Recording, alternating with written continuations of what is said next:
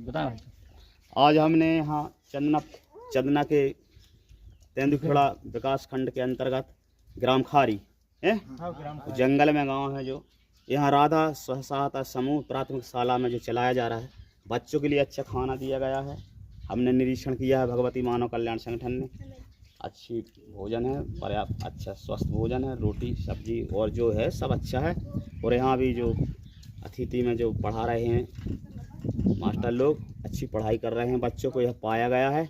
इसी प्रकार हम और भी दूसरे गांव जाएंगे और देखेंगे, अगर कहीं गलत पाया जाएगा तो उनको भी समझाइश दी जाएगी कि बच्चों के साथ अच्छा व्यवहार रहे, पढ़ाया लिखाया जाए, जिससे बच्चों का भविष्य अच्छा बने। जय माता की जय गुरुवर।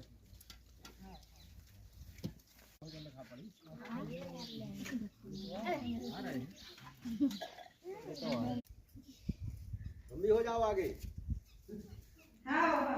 जय माता।